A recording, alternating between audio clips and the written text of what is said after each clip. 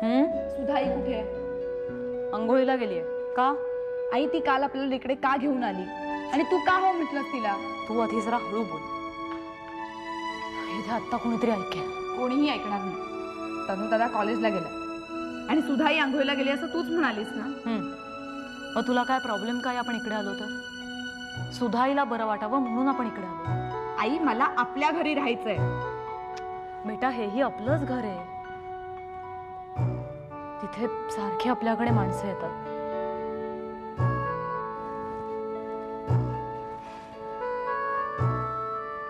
सगळ्यांना पुन्हा पुन्हा तेच तेच सांगून आपल्यालाच त्रास होतो ना.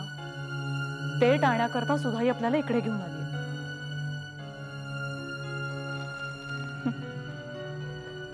आपल्याला बरं वाटावं म्हणून. आई मला का तिकडे राहायचंय ह्याचं कारण माहितीये ना तुला? मला काय? आई बाबा स्वप्नाचं मी सांगितलं होतं ना तुला सगळं. आता इकडे राहायला आलो हे त्यांना कसं कळणार? इथे असतो तर ते माझ्या स्वप्नातही आले असते. मग मला त्यांना विचारता आलं असतं ना, तुम्ही असे का वागलात आमच्याशी, का केलं सोडून आम्हाला?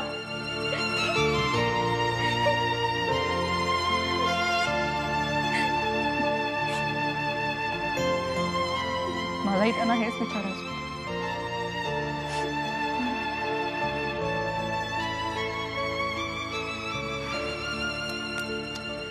हे बघ आपण इकडे कायमचं नाही राहिला.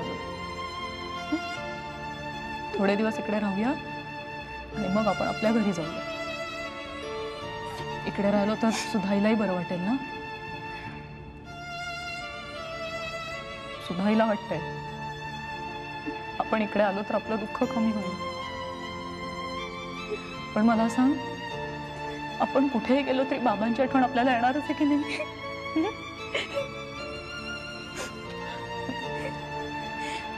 सुधाईला बरं वाटेल म्हणून आपण इकडे 4 दिवस राहूया आणि जाऊया. चल नको रडू आता.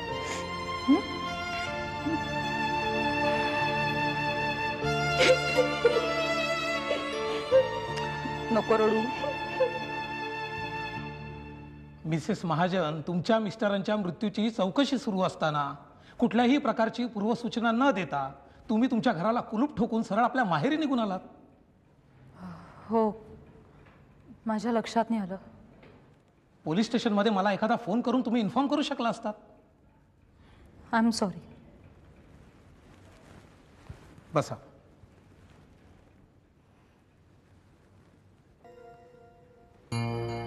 निशांत महाजन नैराश्यानं आजारी पडल्यानंतर त्यांचा सगळा उद्योगधंदा व्यवहार तुम्हीच सांभाळताय.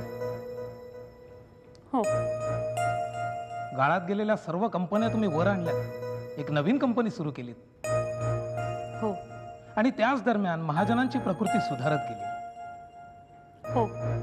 त्यामुळे त्यांनी पुन्हा कामाला सुरुवात केली. नाही त्यांनी ती करावी हा माझा आग्रह होता. अच्छा, म्हणजे तुमच्या आग्रहाला ते बळी पडले. बळी नाही, म्हणजे तुम्ही त्यांना आग्रह केलात आणि त्यामुळे त्यांचा बळी गेला. तुम्ही काय बोलताय? तुम्हाला कळतंय? मॅडम, महाजनांची प्रकृती पूर्णपणे सुधारलेली नसतानाही त्यांना पुन्हा तुम्ही कामावर रुजू होण्याचा आग्रह केलात. त्यामागचं कारण काय ते सांगू शकाल?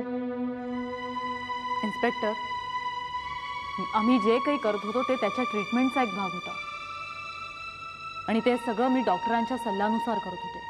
डॉक्टर भाटवडेकर? हो. I see. का? काय झालं? मॅडम, समजा मी असं म्हटलं की निशांत महाजन यांच्या मानसिक परिस्थितीची पूर्णपणे कल्पना असताना डॉक्टरने तुम्हाला चुकीचा सल्ला दिला. चुकीचा सल्ला? कशाला?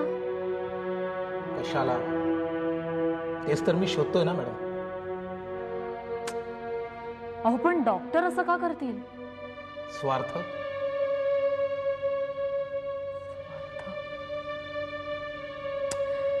तुम्हाला जे बोलायचे ते स्पष्टपणे बोला. हे असं कोड्यात नका बोलू प्लीज. मॅडम, या कोड्याचे तुकडे मला सापडत नाहीत. काहीतरी विचित्र चमत्कारी गोष्टी यामागे दडल्या असाव्यात. अशा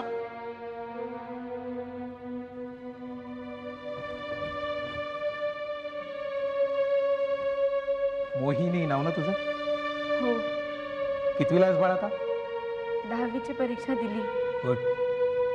बाळ तू जरा आज जाशील, मला तुझ्या आईशी थोडं बोलायचं. हो.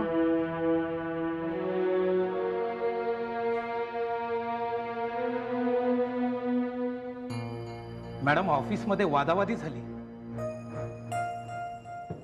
ऑफिसमध्ये तुमच्या मॅनेजर्सकडे मी चौकशी केली.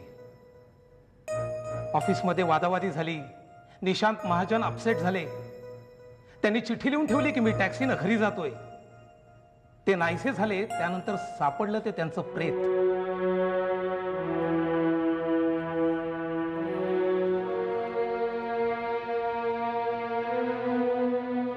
मॅडम, निशांत महाजन पूर्णपणे सावरलेले नसतानाही त्यांच्यावर चेअरमनशिपची जबाबदारी लादणं, त्यातनं वादावादी होणं, हे कुणीतरी मुद्दामून केलं असावं. मुद्दाम? म्हणजे कोणी? मी? आ? डॉक्टरांच्या सल्ल्याने? कशा करता? सांगा ना, कशा करता? पैशा करता? छी, मला पैशाची अजिबात हाव नाहीये, कळलं? तुमचा आणि त्यांचा प्रेमविवाह होता? हो. का? आणखीन एक गोष्ट, आमच्या लग्नाला 17-18 वर्ष झाली आणि पैसा हडप करण्याकरता मी त्याच्याशी लग्न केलं. हा विकृत विचार मनातही आणू नका, कळलं? हे बघा मॅडम, तुम्ही चिडू नका प्लीज. हे बघा, मला कुठल्याही प्रकारे इन्फॉर्म न करता तुम्ही तुमच्या घराला कुलूप मारून इकडे निघून आला. मनात असे विचार येणं स्वाभाविक आहे नाही? एनिवे मॅडम, मी पुन्हा येईन संपूर्ण तपास लागेपर्यंत.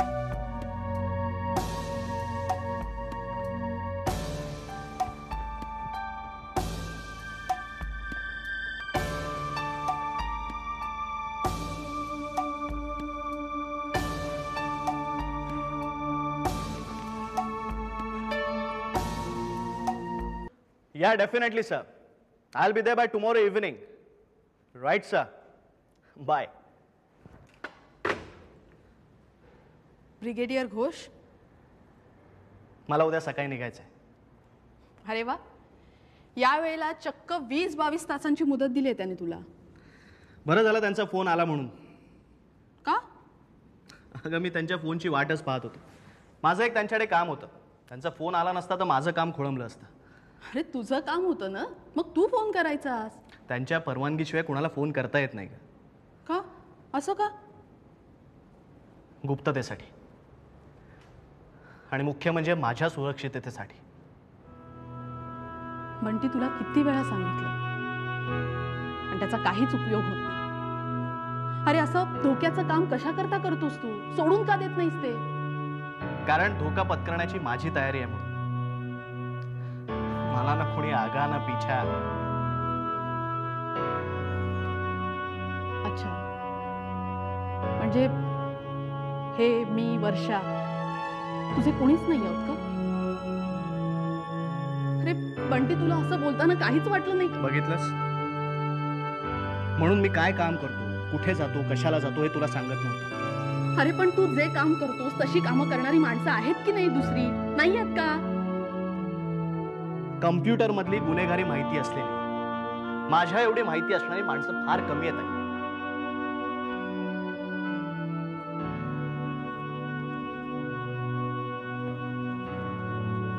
ताई, अगं मला माझ्या आईचा चेहराही आठवत नाहीये.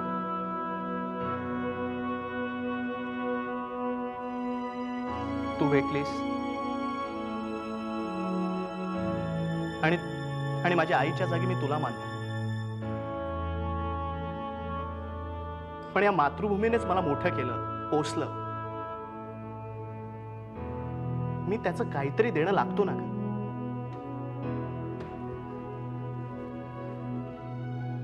ताई, माझ्यावर हे संस्कार तू आणि जय अंकलनेच केलेत ना. आज माझ्या मातृभूमीला, तिचं रक्षण करणाऱ्या माझ्या सैनिकांना जर माझ्या ज्ञानाची गरज असेल तर मी नाही का म्हणायचं? त्यात धोका आहे म्हणून मी ते टाळायचं? त्यांना पाठ दाखवून मी पळून जायचं? ते आवडेल तुला?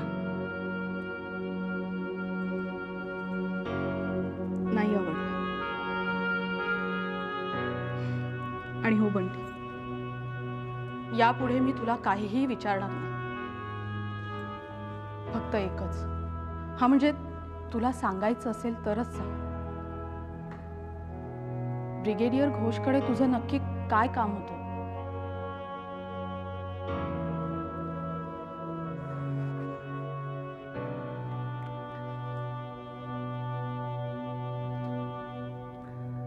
ताई, अगं माझ्यासारखाच आणखी एक जण आहे.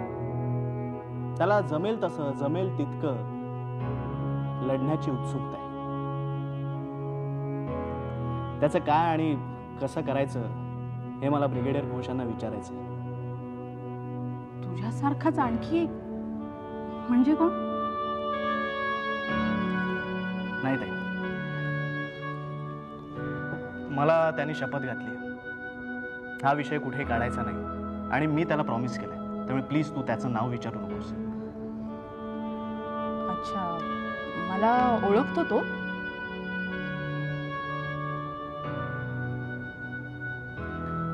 हो, आणि तूही त्याला ओळखतेस त्याच्या जन्मापासून. ताई, त्याच्या आईनं त्याला उगीच दूर केलंय असं त्याला राहून राहून वाटतंय. म्हणून तो वेडा त्याच्या जन्मदात्री आईपेक्षाही मोठ्या असलेल्या आईच्या सेवेला जायचं म्हणतोय. नाहीतरी अशीच वेडी लोक काही ना काहीतरी करून दाखवतात. माझंच बघ ना, मला कुठे शाण्यांमध्ये गणलं जातं.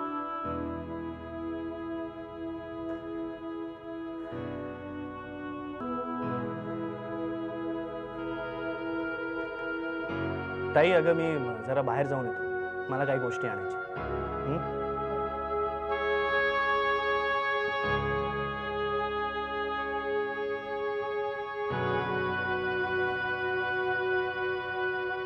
आईने दूर सारलं असं म्हणजे? अरे देवा, तन्वीर?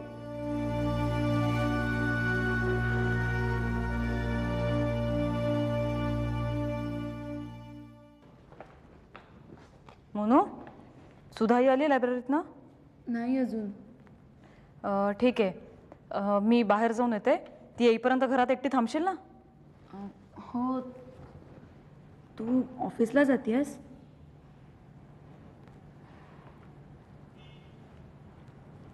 काय ग, काय झालं? नाही, काय नाही, मी जाऊन येते. अगं पण सुधाई आल्यावर तिने विचारलं तर काय सांगू? तिला सांग मी बँकेत गेली आहे आणि वेळ मिळाला तर मी डॉक्टर भाटवडेकरांच्या क्लिनिकमध्ये जाणार आहे. मला वाटलं की तू पुन्हा ऑफिसला जायला सुरुवात केलीस म्हणून. म्हणू ऑफिसमध्ये गेलं ना, किती रिकामी केबिन, निशांतने लात मारलेली रिकामी खुर्ची,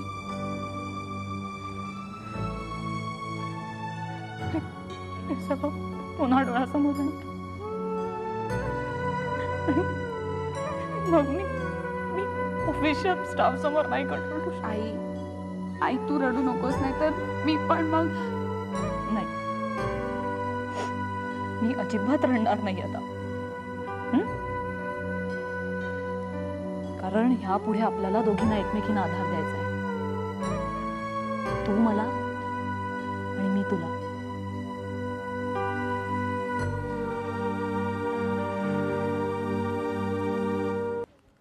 मॉम, मॉम, ए मॉम, चल मला निघायचं. मला थोडे पैसे दे लवकर. आणि हां, आय विल बी लेट. माझी वाट बघू नकोस. वा, आली का तुमची गाडी मूळ पदावरती?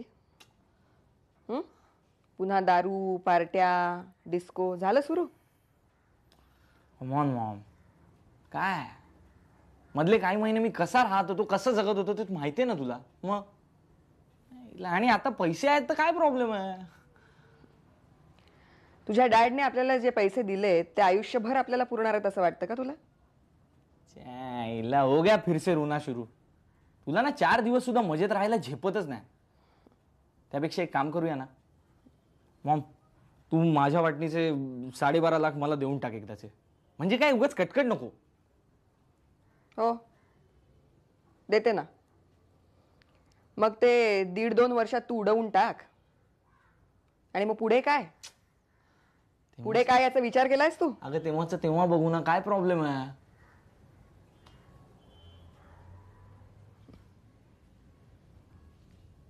ठीक आहे, मी तुला तुझे 12.5 लाख रुपये देईन.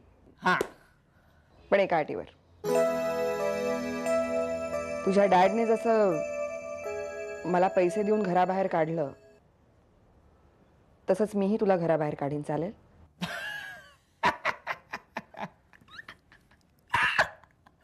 मॉम तू काय मला टाकून टिकून देणार असेल का? हो, बहुतेक मला हेच करावं लागणार आहे.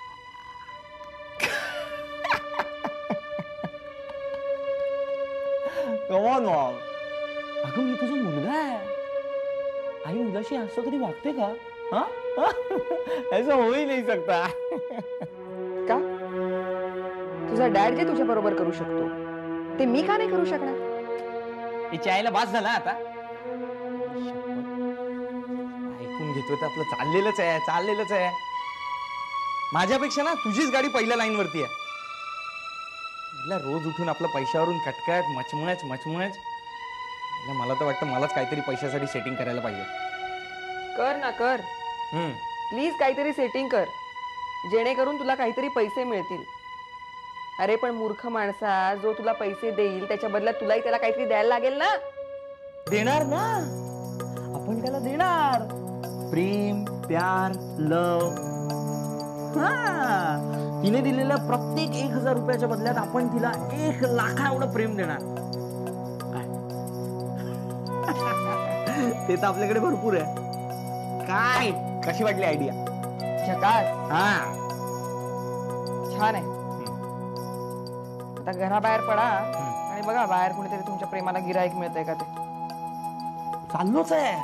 अगं मी तिकडेच चाललेलो आहे. अगं पण त्याचसाठी ती इन्व्हेस्टमेंट करावी लागते ना.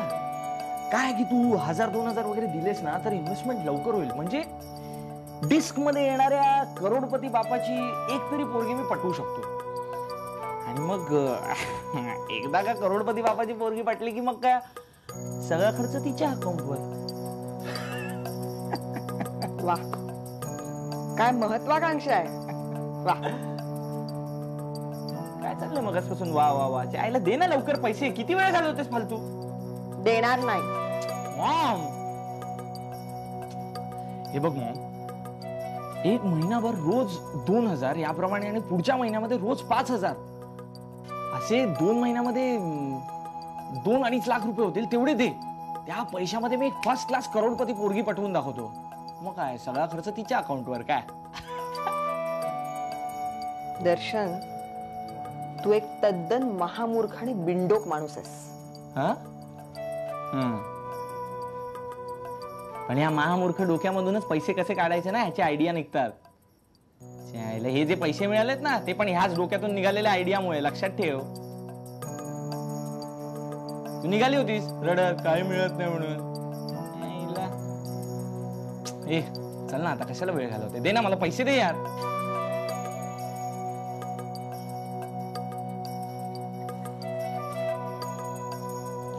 हे काय 500 रुपये? अरे करोडपती बापाची पोरगी पटवणार आहे मी. नकोयत का तुला? नाही हवेत. तुझ्या स्कीम वरती विचार करते मी. तोपर्यंत तुझी जरा बाहेर जा आणि थंड डोक्याने विचार करून ये. बाय.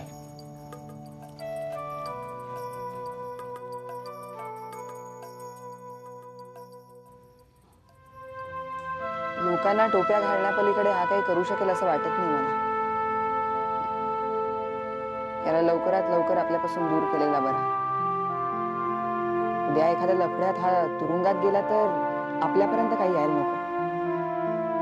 शेवटी त्याला त्याचं लाईफ आहे. आणि मला माझं.